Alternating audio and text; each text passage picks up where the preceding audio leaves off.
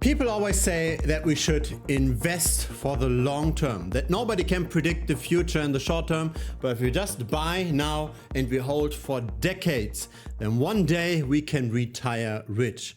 But who wants to be rich and old, right? Everybody wants to be rich and young. But there is a reason for that saying, that the long-term investor is doing better than the short-term investor. And actually, the same is also true for Bitcoin. Now, this does not mean that we cannot grow our wealth faster than the average, but it does mean that we have to adjust our expectations to a degree. Have a look at this chart. This shows very nicely how the long-term investor makes more money in crypto than the short-term investor. This is how much of the entire Bitcoin supply is currently held by the long-term holder. So that's the blue area and the Bitcoin price is in black. The long-term holder tends to reduce the supply, or he tends to sell when the price is going up, and he tends to buy when the price is going down. We can also flip this chart. So here is the short-term holder supply, and the short-term holder supply is at the peak when the price is also very high. So the short-term holder tends to buy when it's expensive. The long-term holder tends to sell when it's expensive. The short-term holder tends to get wrecked. The long-term holder tends to make more money. So what that means is that the already high return that we get for Bitcoin can even be accelerated if we time the market somewhat. We don't time it on the short term, but we time it on the medium term. Now in this example, long-term holder was everybody that has held Bitcoin for at least 6 months. If you're trading crypto on a shorter time frame than that, then you have to be aware that the majority of those people tend to lose. You have to be much better than the average to make money that way. Now, how does this even work? Why does the money flow from the short-term holders to the long-term holders over time? In general, when Bitcoin hits new all-time highs, the attention on the asset class also tends to rise. So we can illustrate this with the number of search queries over time. There was a massive peak in December of 2017. And that was when the supply held by the short-term holders was also at an all-time high. The price was close to 20K and then subsequently it fell to 3.5K. So when prices are rising, everybody talks about crypto, right? People get very excited. They feel richer over time. They check crypto videos more often. Then say the YouTube algorithm will show more crypto videos to more people. Traditional finance is talking about crypto. Everybody talks about crypto. Attention is high, prices are high. And so all of those people that suddenly learn about crypto with those rising prices, they enter. And because they enter, they naturally are first short-term holders. They have to get the supply from somewhere, and that somewhere is, of course, the long-term holder that then tends to take profit. Now, why does the long-term holder take profit when prices go up? Very often it's because of portfolio rebalancing. So let's say you're a long-term holder that buys a bit into Bitcoin every month. You dollar cost average into Bitcoin, maybe every month you allocate $1,000 towards the asset. As you're buying up more and more, and as the Bitcoin price rises long term, your relative allocation of Bitcoin relative to all your other asset classes tends to go up. So you might start out with only, say, 5% of your net worth being in Bitcoin. If then Bitcoin does a 5x return, suddenly you've got 20-25% in the asset. But if you started out with only 5%, suddenly you're at 20%. Maybe you don't feel that comfortable with having that much allocation. And that's then when you sell. And that's then when all the short-term holders pick up your Bitcoin. And so that's fundamentally how those cycles get made.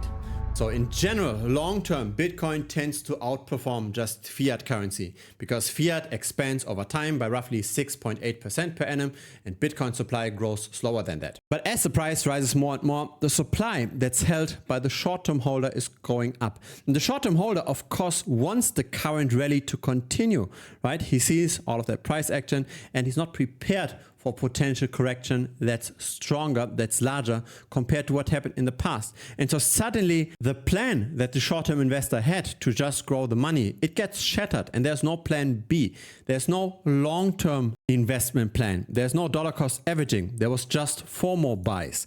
And because of that, because so much of the supply is held by weak hands that don't want to hold it over many years, that's the reason why a full-blown bear market can occur. That's the reason why the price can fall from 20K all the way to 3.5K, because all of those short-term holders, they then give up. So the price long-term appreciates because of tokenomics, because Bitcoin is the hardest of the assets, but it also crashes massively every now and then because the new people that get into the asset class don't really know enough about it and they just speculate on it short term and then get disappointed, then get burnt. And then if you learn enough about Bitcoin, you might continue buying in and turn into a long-term holder. But many people, they simply just exit the asset class altogether and they never touch crypto anymore. And so that's why the majority of people don't even make those returns. It's the minority of people that are long-term holders. It's the minority of people that make even more returns than is suggested by the price chart. Because again, they unload when prices are high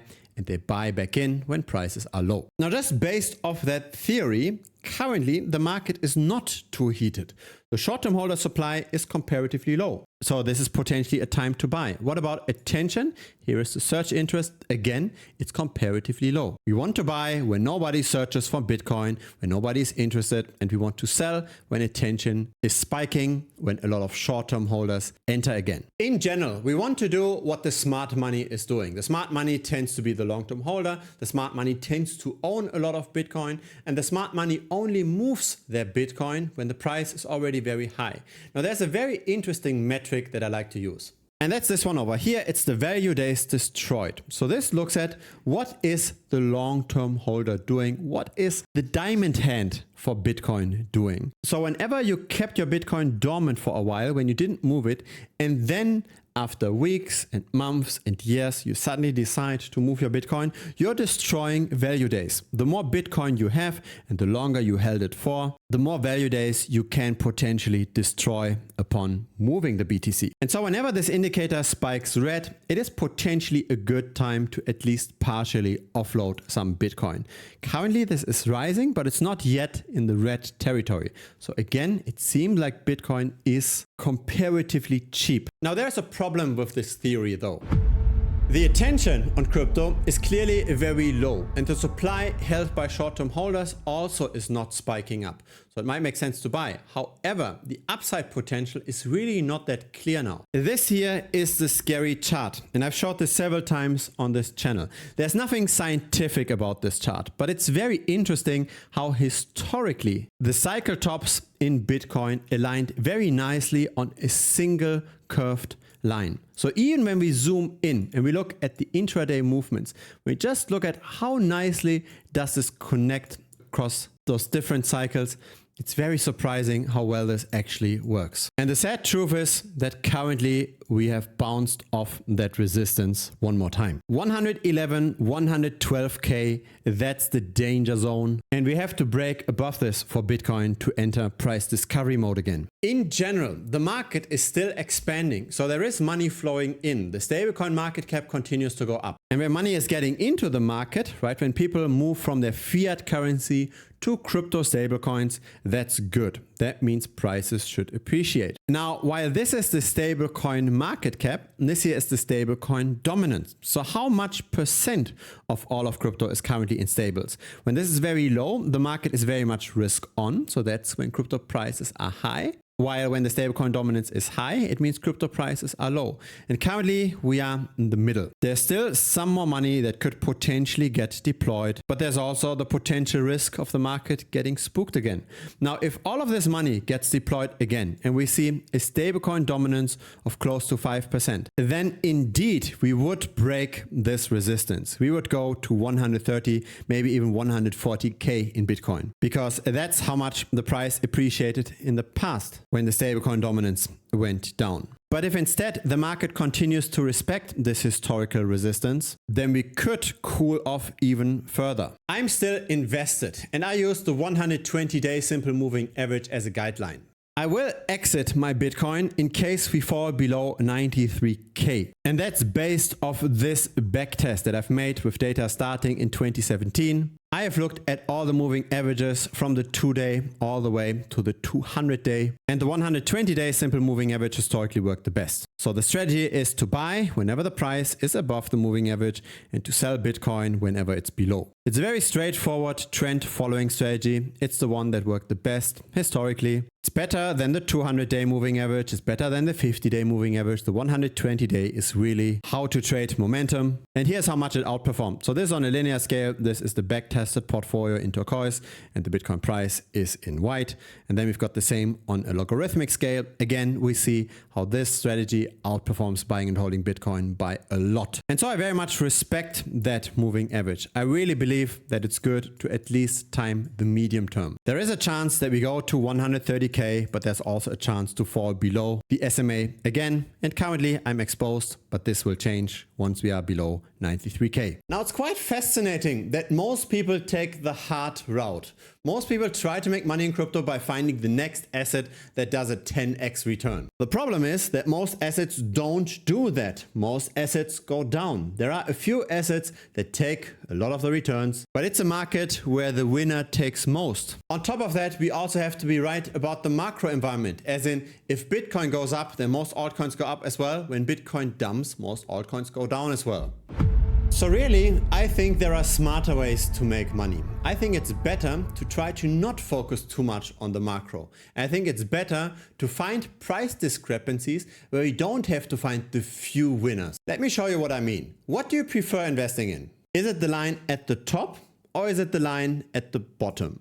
Now at the bottom, we see Bitcoin's price movement. So this chart starts in February 2024. And as you know, we have seen quite a bit of a drop during that time, a 30% decline after we're now back above 100K. But the chart at the top has much less volatility. During that time, it appreciated by more than 1,000%, while Bitcoin went up by only 115%. Or have a look at this chart here. This starts in November of 2020. And it went up by 9,000%. But at the same time, here is Bitcoin, it only went up by 500%. Now what I'm showing here with those charts at the top are actually not altcoins that outperformed the rest. It's not one of those few winners. Instead, we looked at relative valuation charts. So we looked at the Bitcoin price relative to a very poorly performing altcoin. Now I'm not saying what kind of altcoins this is, but in general, this is also a Bitcoin chart here at the top. It's just not relative to the US dollar, but relative to a very bad altcoin. Let's make an example. Check out this. This is PIF. PIF had a lot of token supply growth in the last 30 days. So here are the tokenomics of PIF. Over time, there's more and more supply hitting the market. Now, if demand doesn't grow as quickly as supply, the price should be going down. And as per tendency, that is right. So this is now the PIF chart. Now, PIF is an asset on the Solana chain. So let's compare Solana with this. The price didn't always go down. And that's because sometimes Solana rallies. And so PIF comes with it. Again, the problem with correlation, the problem of the macro environment. But when we look at that PIF chart, not in US dollars, but relative to Solana, suddenly we've got a much more stable trend. Now, this is not necessarily the trend we want, right? We don't want to buy PIF, but we want to do the exact opposite, right? We might consider buying Solana and betting on falling prices of PIF at the same time to then get the delta. So in the end, we cancel out the macro because we are long one asset. We bet on rising prices of one asset, in this example Solana, and we're betting on falling prices of the other asset. So in this case, PIF. So overall, what the overall market is doing when it's going up and down, it doesn't matter to our portfolio because one thing tends to go up, one thing tends to go down. The only thing that matters is the relative performance. And then we've got very constant declines. Or if we now flip this chart, if we don't look at PIF relative to Solana, but we look at Solana relative to PIF, we get our nice growth charts. So this is now a more than 500% increase. And again, it's much less volatile compared to buying Solana directly. So this is, I believe, the easy way to make money in crypto. It is a bit more complex than just buying a random altcoin, but in the end, we have the odds in our favor because, again, most altcoins tend to go down because the supply expands over time, and we are also hedged against the macro. We don't care if Bitcoin and Solana go up or down because we go both long and short at the same time. We can have a very constant growth this way. And here is what I mean with constant growth. This is my portfolio development since I started trading this long short strategy. The maximum drawdown was 5.67%. The equity is 36K and the growth over the span of roughly 2 months was 11K. Now the most important thing here is not necessarily how much this grew, that's of course nice, but what I really like is that the drawdown was so low. We don't care about the macro, we don't care if things currently go up or down.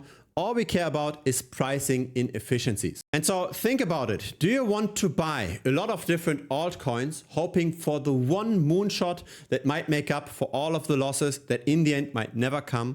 Or is it maybe better to just continuously grow with very little downside? I think the latter is better. If growth is predictable and if you can manage our risk properly and if you can make money independent of the market situation, we've got something that's much more valuable than just trying to find the 10x that might never come. Now again, this strategy is not as straightforward as just buying an altcoin on a centralized exchange. We do have to learn a little bit, but I actually made a video just on that topic. You don't have to watch every single video here, but the one at the top, that's the most important one. Using perpetual futures on Hyperliquid to bet on relative valuations. It's 34 minutes after you've watched this. You should understand how to do all of those setups. How to bet on charts like this or how to bet on charts like this. And how to have the odds in our favor, right? With all of those red bubbles over here. And again, be independent of the macro.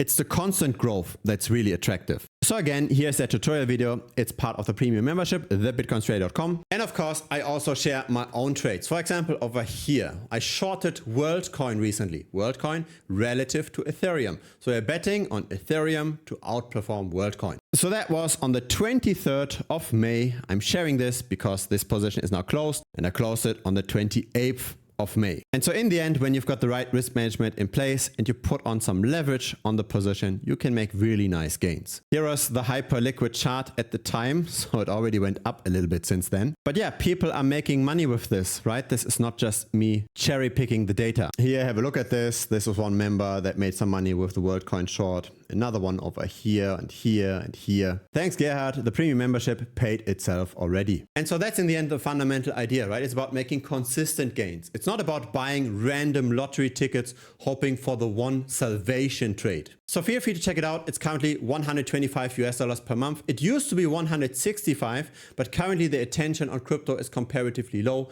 Once all the tourists enter the space, I will of course raise the price again. Right now, if you sign up today, then you will lock in that price. So everybody that signs up now will not get affected by the future price increase. If it's your first time here, feel free to subscribe. I publish videos regularly. A like would be very much appreciated as well. It helps the channel grow. See you next time on YouTube or see you in Premium. There should be a link to Premium directly over here. You just click on that card and it will lead you directly to the sign up page. See you over there. Cheers.